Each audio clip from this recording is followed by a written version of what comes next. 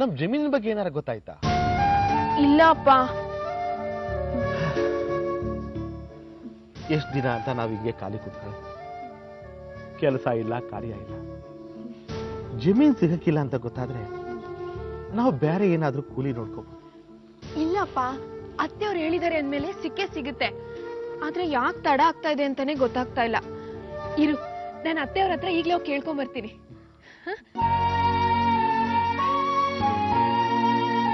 ಪರಶು, ನೀನು ಈ ಪ್ರಕರಣದಲ್ಲಿ ಸಂಪೂರ್ಣವಾಗಿ ಸಿಕ್ಕಾಕೊಂಡಿದ್ಯಾ.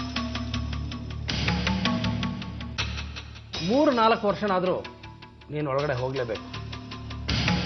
ಒಳಗಡೆ ಹೋದ್ಮೇಲೆ ನನಗಿಷ್ಟ ಇದ್ರೂ ನೀನನ್ನ ಚುನಾವಣೆಗೆ ನಿಲ್ಸೋಕ್ಕಾಗಲ್ಲ. ಅಣ್ಣ, ನೀನ್ ದಮ್ಮಯ್ಯ ಈ ನಾಟಕ ಎಲ್ಲ ಸಾಕು. ಮೊದಲು ನನಗೆ ಇದರಿಂದ ಬಿಡಿಸ್ಬಿಡು. ನಿನ್ಗೇನ್ ಬೇಕು ಅದೆಲ್ಲ ಮಾಡ್ತೀನಿ. ನೀನ್ ಏನ್ ಕೇಳಿದ್ರು ಕೊಡ್ತೀನಿ ಕಣೋ. ನೀನ್ ಇದರಿಂದ ಬಿಡುಗಡೆ ಆಗ್ಬೇಕು ಅಂತಂದ್ರೆ ಒಂದೇ ಒಂದು ದಾರಿ. ಏನಣ್ಣ ಅದು? ಹೇಳು. ಭೀಮಣ್ಣನಿಗೆ ಫೋನ್ ಮಾಡಿ ಹೇಳು, ಸೂರಪ್ಪನ ಜಮೀನ್ನ ತಕ್ಷಣ ಬಿಟ್ಕೊಡು ಅಂತ. ಅಷ್ಟೇನಾ? ನಾನು ಅಷ್ಟು ಮಾಡ್ಬಿಟ್ರೆ ನನಗೆಲ್ಲದರಿಂದ ಬಿಡುಗಡೆ ಮಾಡ್ತೀಯಾ? ಭೀಮಣ್ಣನಿಗೆ ಫೋನ್ ಮಾಡು, 10 ನಿಮಿಷದಲ್ಲಿ ಬಿಡುಗಡೆ ಆಗ್ತೀಯ.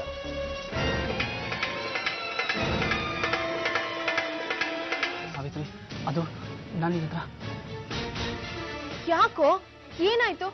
ಯಾಕೊಂತರ ಇದ್ಯಾ? ಹೇಗೆ ಹೇಳ್ಬೇಕು ಅಂತ ಗೊತ್ತಿಲ್ಲ ಸಾವಿತ್ರಿ. ಅದು ತುಂಬಾ ಮುಖ್ಯವಾದ ವಿಚಾರ.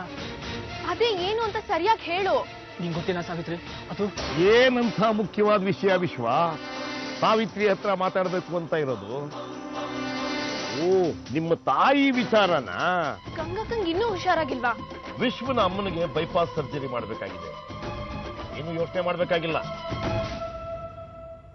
ಡಾಕ್ಟರ್ಗೆ ಹೇಳ್ಬಿಟ್ಟು ಬಂದಿದ್ದೀನಿ, ದುಡ್ಡು ಕೊಟ್ಟಿದ್ದೀನಿ ಅಲ್ವಾ ವಿಶ್ವ?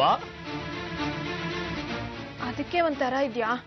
ವಿಶ್ವನ್ ತಾಯಿ ಆಸೆ ಏನು ಅಂತಂದ್ರೆ ಆದಷ್ಟು ಬೇಗ ನಿಮ್ಮಿಬ್ಬರು ಮದ್ವೆ ಆಗ್ಬಿಡ್ಬೇಕು. ಅವ್ರ ಆಪರೇಷನ್ ಮುಗಿಯೋಷ್ಟರಲ್ಲಿ ನೀನು ಸ್ವತೆಯಾಗಿ ಅವ್ರ ಮುಂದೆ ನಿಂತಿರ್ಬೇಕು ಅನ್ನೋದೇ ಅವ್ರ ಆಸೆ.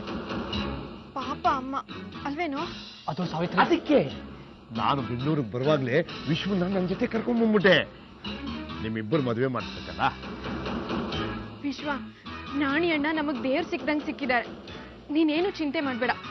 ಎಲ್ಲಿವರೆಗೂ ಅವ್ರು ನಮ್ ಜೊತೆ ಇರ್ತಾರೋ ಅಲ್ಲಿವರೆಗೂ ನಮ್ಗೇನು ಆಗಲ್ಲ. ಅಣ್ಣ ತುಂಬಾ ಖುಷಿಯಾಗಿದ್ದಾರೆ. ನಿಮ್ಮನ್ನ ಜ್ಞಾಪಿಸ್ಕೋತಾ ಇರ್ತಾರೆ.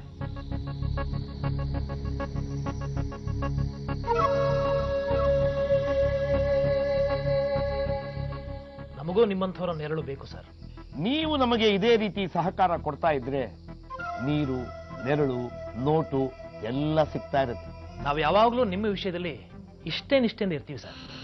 ಎನಿವೆ, ತುಂಬಾ ಥ್ಯಾಂಕ್ಸ್. ಅಗತ್ಯ ಬಿದ್ದಾಗ ಹೇಳಿ ಕಳಿಸ್ತೀವಿ. ತಪ್ಪದೇ ನಮ್ಮ ಕೆಲಸ ಮಾಡಿಕೊಡ್ಬೇಕು. ಶೂರ್. ಹುಟ್ಟುಗೋಸಿ ಪೊಲೀಸ್ನು ನನ್ನ ಆಟ ಆಡ್ತಾನೆ. ನನ್ನ ಕೊಂದೇ ಬಿಡ್ತೀನಿ ಅಂತ ಹೆದರಿಸ್ತಾನೆ. ಹಿಂಸೆ ಹಿಂಸೆ ಆಗೋಯ್ತು.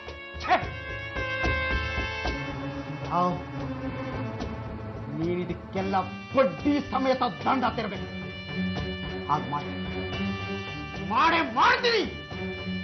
ಇಲ್ಲಿ ನೋಡಿ, ಹೊರಗೆ ಏನಾಯ್ತು ಅನ್ನೋದು ನನಗೆ ಗೊತ್ತಿಲ್ಲ. ಆಗಿದ್ದೆಲ್ಲ ಆಗೋಗಿದೆ. ಪ್ಲೀಸ್ ಸುಮ್ಮನಿದ್ದು ಬಿಡ್ರಿ. ಇಲ್ಲ, ಸುಮ್ಮನಿರೋ ಪ್ರಶ್ನೆನೇ ಇಲ್ಲ. ಎಲ್ಲ ಗಂಟು ಕಟ್ಟಿಟ್ಕೊತೀನಿ. ಹೇಗೆ ತೀರಿಸ್ತೀನಿ ಅಂದ್ರೆ ನರಸಿಂಹರಾವ್ ಸಾಮ್ರಾಜ್ಯ ಧೂಳಿಪಟ ಆಗ್ಬೇಕು. ಹಾಗೆ ಮಾಡಿ.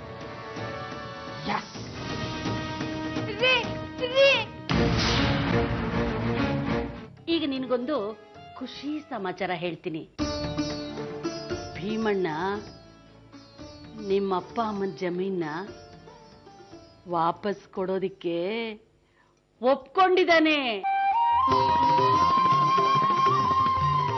ಹೌದಾ? ಸಾವಿತ್ರಿ